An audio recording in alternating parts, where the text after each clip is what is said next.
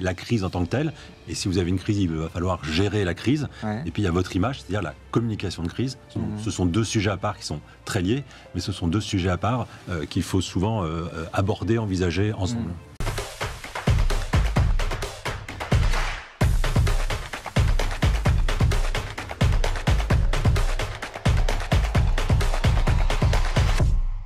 Parlons business et parlons communication aujourd'hui et plus spécifiquement communication de crise. À l'ère des réseaux sociaux, de l'immédiateté et du buzz, l'entreprise doit savoir réagir très vite face à un événement soudain. Bonjour Frédéric Fougera. Bonjour Gilles. Vous êtes président de l'agence de communication Tenkan et la communication ça vous connaît. Vous êtes classé numéro 1 dans le magazine Forbes, dans les communicants les plus influents. Je voudrais qu'on parle aujourd'hui de la communication de crise spécifiquement. Ça ne concerne pas finalement que les grandes entreprises. Il y a beaucoup d'entrepreneurs de petites structures qui nous regardent dans cette émission-là. Ça peut arriver à tout moment, à n'importe qui. Comment les petites structures peuvent réagir face à une crise ? Alors pour commencer, vous avez raison, la crise, ça ne concerne pas, c'est pas une question de taille, ça peut concerner tout le monde, potentiellement tout le monde, c'est une question de circonstances, c'est une question de hasard, c'est une question de mauvais service, mauvaise réaction, donc tout le monde peut être concerné par la crise. Alors effectivement, les grandes entreprises souvent s'y préparent, ou en tout cas ils sont plus sensibles. Elles ont les moyens. Elles ont des moyens, voilà. Elles ont des moyens, mais parfois pas la sensibilité ou l'intention forcément de s'y préparer, elles ont tort. Les plus petites entreprises, elles s'y préparent moins, elles ont moins de moyens, les gens sont aussi beaucoup plus focus sur leur quotidien, sur leur activité, sur servir le client, satisfaire le client. La crise finalement, on la met un peu de côté et on s'y intéresse quand il est trop tard, c'est-à-dire quand elle vous tombe dessus.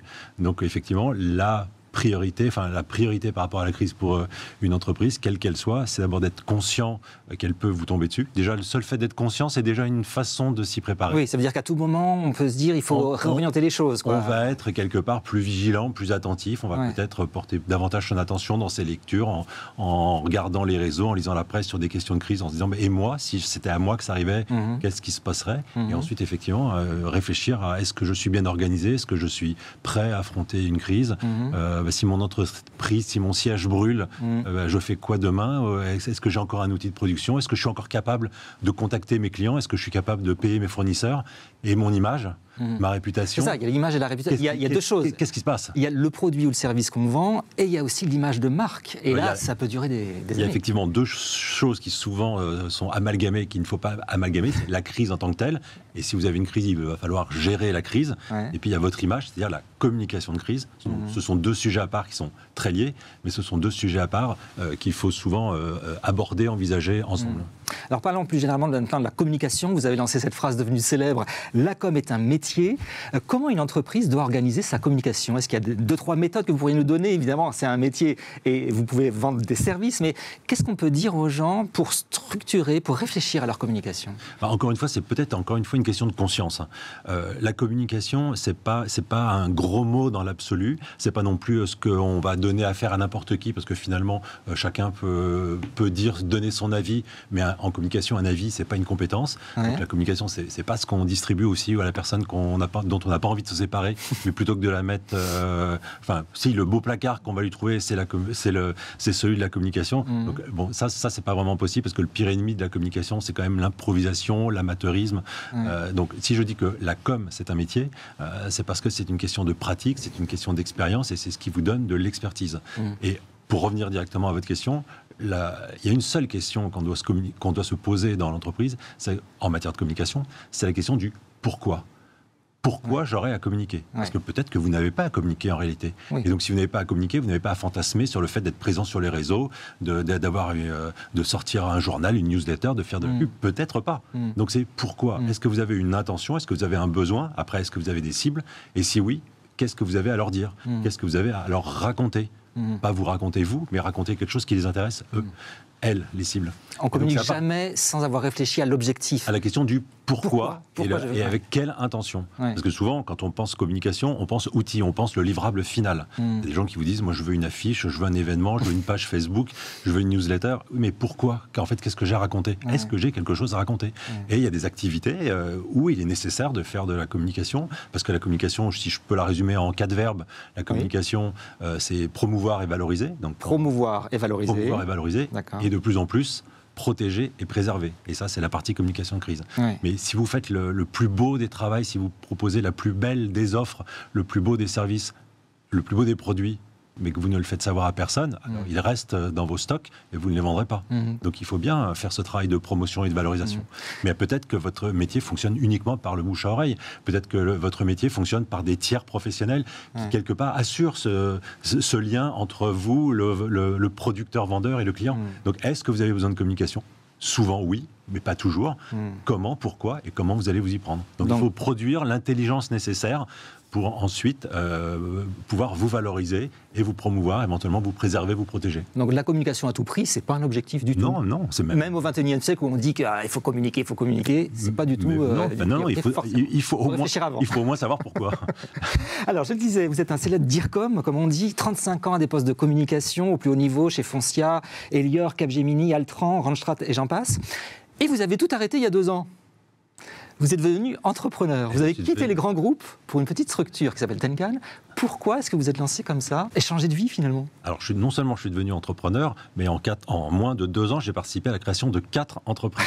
Vous allez me dire ça. Je vais bientôt devenir un super entrepreneur. Vous allez retrouver des grands groupes après. Mais effectivement, je suis d'abord resté dans mon métier. Ce que je sais faire, c'est la communication, avec la création de 2 agences, dont celle que vous citez, Tenkan Paris, donc une agence dédiée à la crise, donc de façon générale à l'audit, à l'organisation des services, des directions de communication pour les entreprises, pour aider les dirigeants directement à comprendre quel est leur besoin. On l'évoquait tout à l'heure, mais voilà, il y a des dirigeants qui disent mais moi je communique ou j'ai besoin de communiquer, mais finalement je ne sais pas m'y prendre, ou depuis 10 ans je fais toujours la même chose et j'ai le sentiment que ça ne sert à rien. Mais peut-être que ça ne sert à rien parce qu'on a oublié de se poser la question du pourquoi. Donc on reprend les bases, on reprend les fondamentaux, et puis beaucoup d'accompagnement sur la communication de crise et sur la préparation à la crise pour que des dirigeants, en cas de situation de crise, se retrouvent prêts et non pas totalement démunis, ce qui risque souvent d'aggraver la crise. Donc on appelle Tenkan et on a Frédéric Fougera au téléphone et son équipe et vous nous aidez directement, c'est ça ? Absolument. Et nous, on fonctionne comme un cabinet d'avocats, ou comme devrait fonctionner un cabinet d'avocats. C'est-à-dire que les gens qui nous contactent parce qu'ils voudraient travailler avec moi. Donc je suis effectivement toujours présent et toujours disponible pour les clients. Ils ne viennent pas pour travailler avec moi, puis après c'est un stagiaire ou un autre collaborateur qui travaille avec eux. On est une équipe et on est plusieurs à travailler sur les dossiers, mais je suis toujours présent auprès du client parce que c'est je suis un tiers de confiance vis-à-vis de ce client, et donc il a besoin d'avoir ce suivi permanent, ce suivi humain et de confiance et de complicité intellectuelle et de confidentialité aussi parfois sur ces sujets. Tenkan, ça veut dire quoi ? Tenkan, ça veut dire consonance asiatique. Ça veut dire pivoter, exactement. Ça veut dire pivoter en japonais. Et en fait, c'est une position, attitude d'aïkido qu'on utilise dans l'aïkido, une position d'agilité, de rapidité, de stabilité. Un mot, j'ai pratiqué l'aïkido, et un mot qui avait une légitimité pour reporter l'idée, la situation et la façon dont on gère une crise. Alors vous avez fondé aussi Cogiteur. Cogiteur, c'est un collectif de DIRCOM pour des DIRCOM. Exactement. Qu'est-ce que vous faites exactement ? Alors Cogiteur, c'est une seconde agence qui est présidée par Agathe Veil. C'est une de mes anciennes collaboratrices. Il y a un fonctionnement en tribu. Agathe Veil, c'est une fille brillante depuis toujours. On a travaillé plus d'une 15aine d'années ensemble. Et quand on a souhaité monter Cogiteur, donc à plusieurs DIRCOM, elle s'est un peu imposée naturellement pour en prendre la tête. Et c'est une agence exactement comme toutes les autres agences de communication, à une exception près. Ah, laquelle ? Elle n'est composée que de DIRCOM, c'est-à-dire que de gens qui ont travaillé dans l'entreprise, qui connaissent l'entreprise, qui savent comment fonctionne un DAF, un DG, une DRH, qui connaissent les rythmes, les modes de décision et aussi les préoccupations, les freins que peuvent rencontrer la com. Et on vient donc pour accompagner les dirigeants ou les DIRCOM sur un manque de compétences, sur un manque de ressources ponctuelles, sur un dossier qui n'a jamais été traité par eux et qui ne savent pas aborder. Donc on vient apporter cette compétence sur une durée déterminée. Dans l'ombre, on est des DIRCOM dans l'ombre du DIRCOM pour l'aider à produire, à faire son métier, à délivrer dans les temps. Parfois on exige des DIRCOM beaucoup de travail, beaucoup de rapidité, mais on ne leur donne pas les ressources ou les moyens. Donc nous, on vient compenser cette difficulté avec notre connaissance d'entreprise. On n'a pas besoin de 6 mois pour comprendre comment fonctionne l'entreprise, qui prend les décisions et comment les choses vont se passer. C'est votre milieu, voilà, vous baignez dedans. On est chez nous, on est directement opérationnel, c'est ça notre particularité. Tenkan et Cogiteur, vous m'aviez dit 2 autres entreprises ? Oui. Vous en avez 4 ? C'est quoi les 2 autres ? Alors je peux pas les citer, mais il y en a une qui est dans la restauration et une autre dans le digital, dont on entendra parler probablement beaucoup à la rentrée. Bon, je suis contraint d'être discret pour le moment. Vous viendrez nous dire ça. Un mot maintenant sur l'Afrique. C'est un continent qui vous tient à cœur, mais aussi pour votre métier. Vous exercez aussi vos activités là-bas. Pourquoi ? Qu'est-ce que vous faites ? Il se trouve en fait que mes clients me viennent par ma notoriété sur les réseaux sociaux, une audience qui s'est créée petit à petit dans le temps.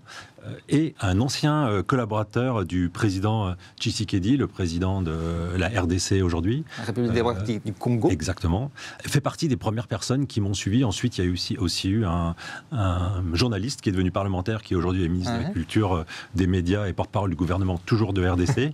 Et ces personnes ont contribué à me donner une audience qui a eu comme un effet boule de neige, qui a été vraiment, après, bon, c'est parti sur toute l'Afrique francophone, et résultat, au bout d'un moment, on vient aussi vous solliciter depuis les pays d'Afrique francophone, donc pour accompagner des dirigeants politiques ou industriels, pour venir faire des conférences, pour venir dédicacer les livres qui se vendent dans tous ces pays, et voilà, et tout d'un coup, vous avez une audience, et aujourd'hui, sur les réseaux sociaux, j'ai des communautés africaines plus fortes que mes communautés européennes. Ah oui.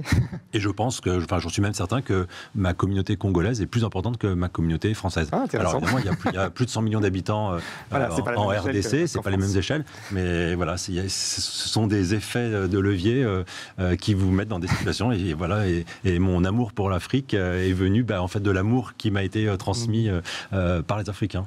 Merci beaucoup Frédéric Fougera, donc président de Tenkan. Vous parliez des livres, voici le dernier, Anthologie de la com. Tout dernier. Qu'est-ce qu'on apprend en 2 mots? Mon principal succès sur les réseaux sociaux, c'est une punchline du mardi, comme je l'appelle, parce qu'elle est publiée le mardi, et ça c'est une compile en fait de plusieurs années de punchline du mardi qui donne de l'énergie aux communicants et qui aussi qui sont très pédagogiques pour les non-communicants.